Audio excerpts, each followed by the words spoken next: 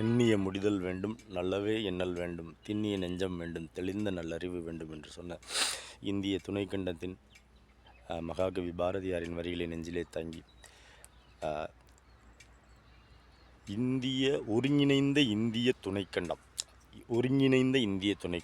இப்போ ஒரு காலத்தில் பார்த்திங்கன்னா காலிபாக்கள் மத குருக்கள்கிட்ட தான் மன்னர்கள் படையெடுத்துகிட்டு போய் வெற்றியை சமர்ப்பிப்பாங்க. அப்படி இஸ்தான்புல் அப்போதைய துருக்கி இஸ்லாமியர்களுக்கு, கிறிஸ்தவர்கள் வெற்றி படைந்தால் அவர்களின் மதகுருமார்களுக்கு அதை காணிக்கையாக்குவார்கள். இன்னும் வழக்கத்தில் உள்ளது ரோமுக்கு.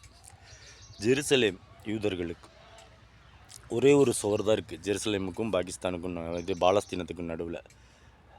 அதை சார்ந்தவர்கள் வெற்றியடைந்தால் யூதர்கள் ஜெருசலேமுக்கும், பாலஸ்தீனத்தை சேர்ந்தவர்கள் வெற்றியடைந்தால் அவர்களோட மதகுருமார்களுக்கும்.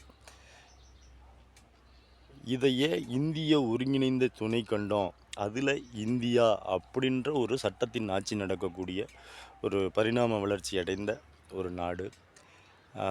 பஞ்சசீல கொள்கையில் நம்மளோட இந்தியாவோட அருகில் இருக்கக்கூடிய 4 திசையில் இருக்கக்கூடிய நாடுகளோட உள்நாட்டு விவகாரங்களில் தலையிடுவதில்லை அப்படின்னு நம்ம ஏற்கனவே எடுத்த முடிவு தான். இருந்தாலும் கூட பாருங்கள், சீனாவோட உள்நாட்டு பிரச்சனை, திபெத்தோட தலாய் லாமாவுக்கும் சீனாவுக்கும், அதில் நாம் தலையிட்டதால் இந்தியாவின் மேப்பில் இருக்க வடக்கு பகுதி இப்போ நம்ம பார்க்குற மேப்பில் பாதி சீனாவோட கட்டுப்பாட்டில் இருக்குது.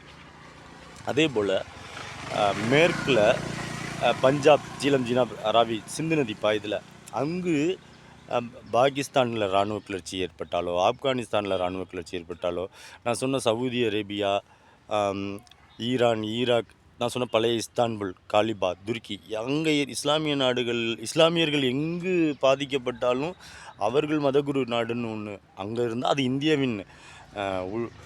இந்திய மக்களுக்குள்ளே இருக்க ஒற்றுமையும், இந்திய மக்கள் கட்டமைத்த உயிர் தியாகத்தால் கட்டமைத்த ஒரு இந்திய தேசத்தின் ஒரு மனித வளத்தை நோக்கி பயணிப்பதை தடுக்குது. அதே போல் கிறிஸ்தவர்கள் பாதிக்கப்பட்டாலும், அதே போல் மொழி அப்படியே பாருங்கள், கிழக்க வங்காளதேசம் இருக்குது. அங்கே ஏதாவது உள்நாட்டு பிரச்சனை ஏற்பட்டு அதில் நாம் தலையிட்டோம்னாலும் அது நம்மளோட வங்காளிகள், மேற்கு வங்கத்தை சேர்ந்தவங்க குரல் எழுப்புகிற மாதிரி. அப்படியே மெல்ல வாங்க தமிழ்நாடு, பக்கத்தில் ஸ்ரீலங்கா. இலங்கையில் ஏற்பட்ட இரு உள்நாட்டு கிளர்ச்சியில் இந்தியா தலையிட போய், அமைதிப்படை அனுப்ப போய், அது தமிழர்களுக்கு எதிரான பிரச்சனையாக சர்வதேச அளவில் குரல் எழுப்பப்பட்டு அதில் நாம் இந்தியாவோட உள்துறைக்கு கெட்ட பேர்.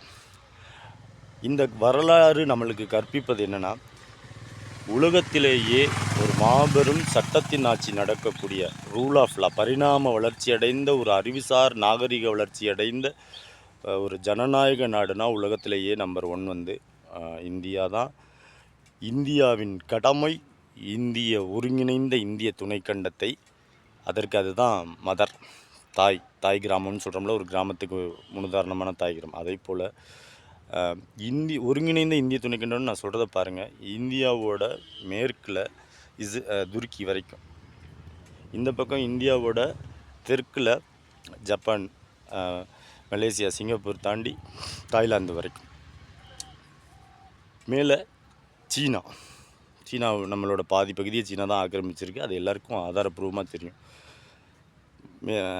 வடக்க தெற்க இலங்கை, ஆஸ்திரேலியா வரையும் இருக்கக்கூடிய இந்திய பெருங்கடலில் இருக்கக்கூடிய நாடுகள், அரபி பெருங்கடலில் இருக்கக்கூடிய தீவு நாடுகள், இந்திய பெருங்கடலில் இருக்கக்கூடிய தீவு நாடுகள், வங்காள விரிகுடாவில் இருக்கக்கூடிய தீவு நாடுகள், ஆக மொத்தம் பார்த்திங்கன்னா பூமத்திய ரேகையை அடிப்படையாக புவியியல் ரீதியாக வச்சு பார்த்திங்கன்னா தெற்கு ஆசியாவில் இருக்குது நம்ம நாடு.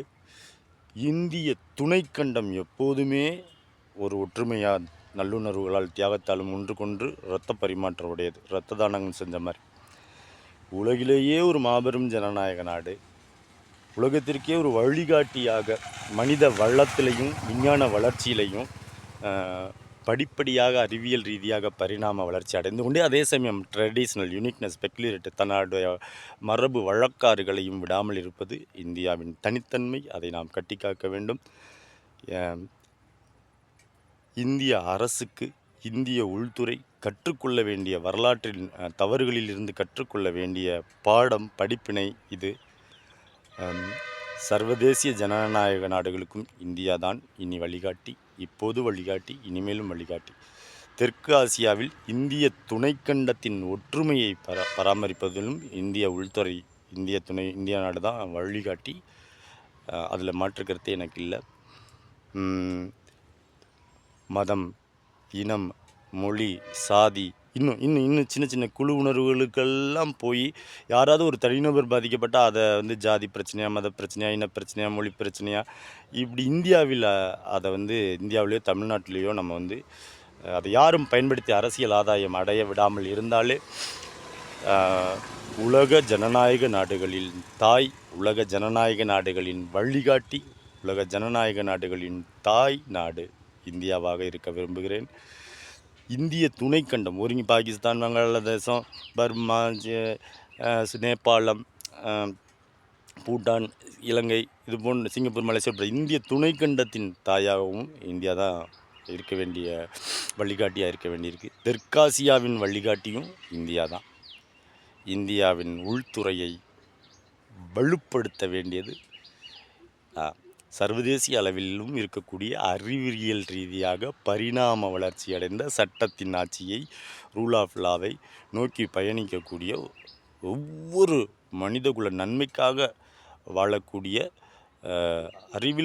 கல்வி அறிவில் அல்லது அறிவிலையும் மனதிலையும் உன்னத நிலைக்கு மேம்பட்டவர்கள் எடுக்க வேண்டிய அல்லது உறுதுணையாக நிற்க வேண்டிய விஷயம்.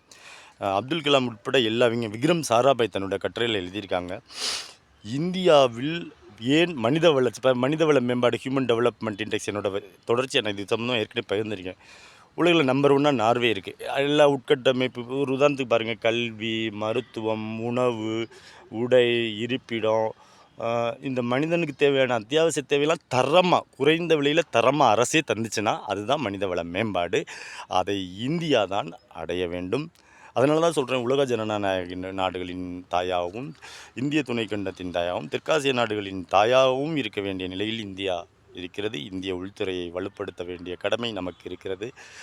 இந்த விஞ்ஞானிகள், இந்தியாவை சேர்ந்த எல்லா விஞ்ஞானிகளும் இங்கே சரஸ்வதி ராமன் உருவானாங்க. எல்லா பேருமே தன் கட்டுரையில் குறிப்பிட்டு போயிருக்காங்க. கடைசியாக அப்துல் கலாம் தன்னோட கட்டுரையில், அவரோட புத்தகத்தில் எழுதியிருக்காங்க, ஆட்டோபயோகிராஃபியில், விங்ஸ் ஆஃப் ஃபயர் என்ற புத்தகத்தில், 1947 சுதந்திரம் அடைந்து 50 நம்ம குடியரசு நாடு ஆன பின்னாடி இந்தியாவில் நிலையான மத்திய அரசு, மாநில அரசுகள், நிலையான ஆட்சி. நல்லா புரியுதா? விஞ்ஞானிகள் என்ன சொல்லியிருக்காங்கன்னா, 5 வருஷம் ஒரு மத்திய அரசுன்னு வச்சுக்கோங்க, ஒரு மாநில அரசுக்கு 5 வருஷம்னு வச்சுக்கோங்க, தேர்தல் முறை. இதில் ஒரு நிலையான ஆட்சி, ஒரு கன்சிக்யூட்டிவ் 3 டெக்கேட்ஸ், ஒரு 30 ஆண்டுகள், ஒரு 10 ஆண்டுகளாவது மத்திய அரசோ மாநில அரசோ நீடித்திருந்தால் இந்தியாவின் கல்வியும், சுகாதாரமும், மருத்துவமும், மனிதவள மேம்பாடும், உட்கட்டமைப்பு செய்யும், உணவு, உடை, இருப்பிடம், கல்வி, மருத்துவம், இது எல்லாத்துலேயுமே உலகில் மனிதவள மேம்பாடு, ஹியூமன் டெவலப்மெண்ட் இண்டெக்ஸில் இந்தியா தலை சிறந்து விளங்கியிருக்க வேண்டும் என அத்தனை விஞ்ஞானிகளும் குறிப்பிட்டதை இந்த நேரத்தில் பகிர்ந்து கொள்கிறேன். என் சிற்றறிவுக்கு ஏற்றவரை பகிர்ந்து கொள்கிறேன். உலகில் சட்டத்தின் ஆட்சியை மதிக்கக்கூடிய, கற்றறிந்த, அறிவில் உயர்ந்த சான்றோர்கள் மனிதகுல நன்மைக்காக ஒரு நிலையான ஆட்சி இந்தியாவில் ஏற்படுத்தப்பட வேண்டும், மத்தியிலும் மாநிலங்களிலும். அது எந்தவித மதம், இனம், மொழி, சாதி, இது போன்ற தனிநபர் விரோதங்களுக்கெல்லாம் மக்களை துண்டாடக்கூடாது. உலகின், இந்திய துணைக்கண்டத்தின், தெற்காசியாவின் தாயாக இருக்க வேண்டிய பொறுப்பு நிலையான ஆட்சியை இந்திய துணைக்கண்டத்தில் இந்தியாவுக்கு ஏற்படுத்துவோம். Feel is that's health. Go out and rule your owner. Thank you.